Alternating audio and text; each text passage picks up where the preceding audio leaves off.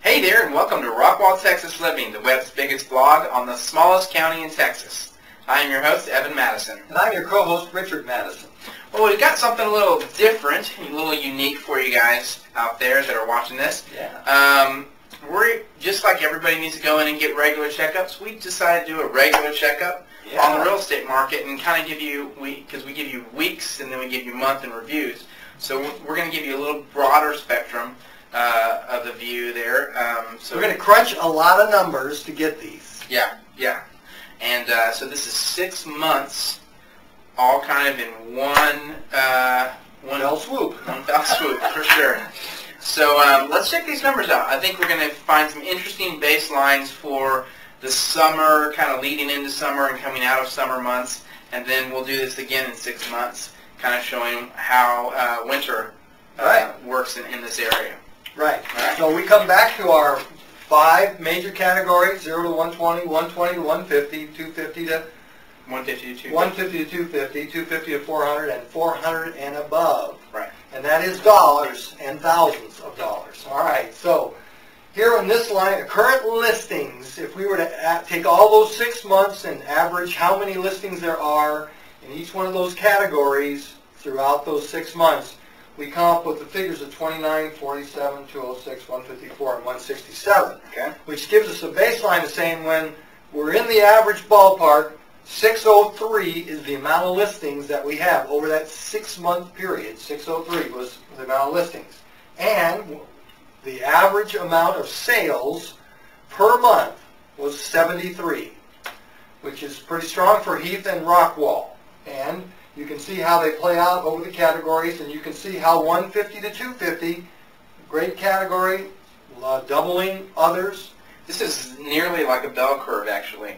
But just noticing that it goes 6, 12, 31, and then back down to 16, and then back down to 8. Yeah, we got that bell curve. A little higher on the upper end than it is on the lower end in Rockwall. Well, possibly because we have more upper end homes to choose from. Yeah.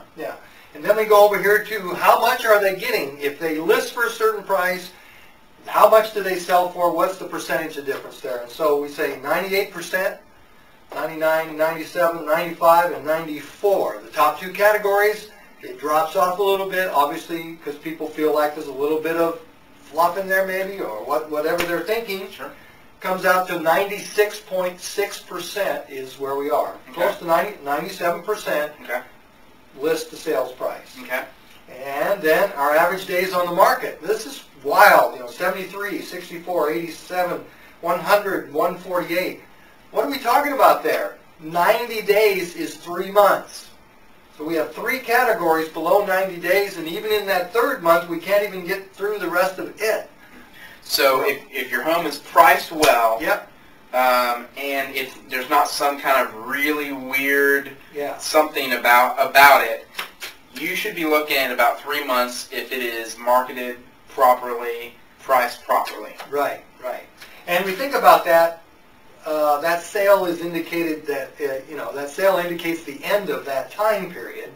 Right. And we got 30 days in there where they're making offers and everything. Yeah. So typically a house would be under contract for most of these.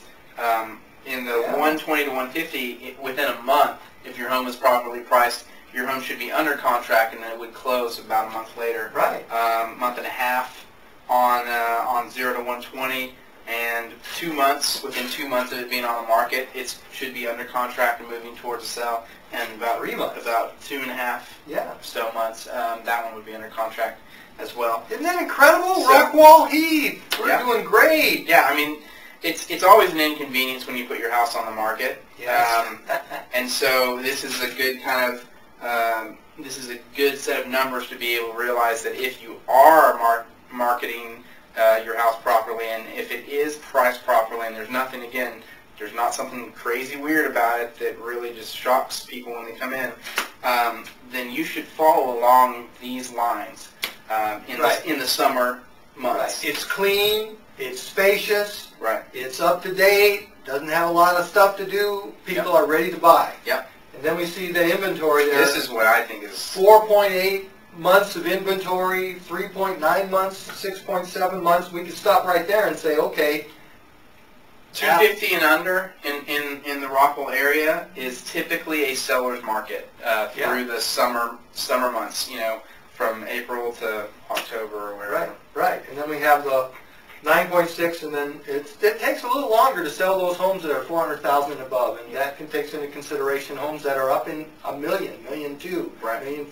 So, and I think that also this number is going to be pushed up because of where we currently are in the market. There was a lot of higher end homes being built in the mid 2005 to 2007, and there's a lot of stuff that went into foreclosure. Builders couldn't maintain those specs and that sort of thing. So then we've seen them go into foreclosure and then sit for a long time because there's just really not a huge pool of buyers out there at this current moment that are buying those types of homes. People have kind of reined back and they're becoming more conservative with their money and how they're spending it and their saving and that sort of thing. Well, and I think a little bit of that extension of time is also due to the fact when a house goes into foreclosure, it takes the bank 30, 40, 60 days to turn it around to get it to the place where they're ready to sell it.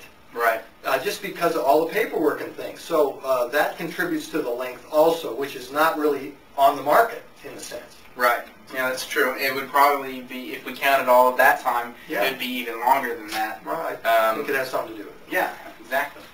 Well, we hope you're learning a little bit more about real estate in the Rockwall area, and be sure to give us any comments or questions just below this in the video blog, and if you're watching this on one of our partner sites, go ahead and log on to rockwalltexasliving.com and find this episode and leave us some comments. We look forward to hearing from you. We'll talk to you next time.